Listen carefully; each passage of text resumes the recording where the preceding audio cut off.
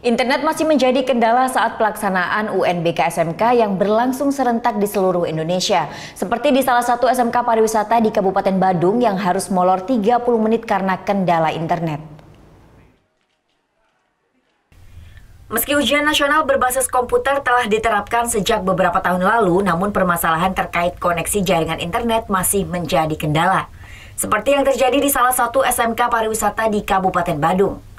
Pada UNBK hari pertama pelaksanaan ujian terpaksa harus mundur selama 30 menit karena adanya gangguan pada jaringan internet. Hal ini pun menyebabkan pelaksanaan sesi kedua dan ketiga tidak sesuai dengan jadwal yang ditentukan.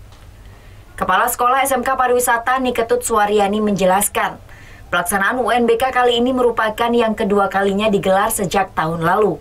Namun gangguan jaringan internet kerap terjadi di sesi pertama pelaksanaan ujian. Solusi kita menunggu, kita nggak bisa lagi ngambil tindakan, kita menunggu setelah sudah connect baru kita jalan. Ini emang sudah sering terjadi? Iya, emang sering terjadi seperti itu. Meski demikian, namun ujian nasional berbasis komputer dinilai lebih efektif dibandingkan dengan menggunakan ujian tulis. Kan karena kalau menggunakan kertas kita bisa membawa pensil, penghapus, pengerot gitu dan banyak alat-alat lainnya ke dalam.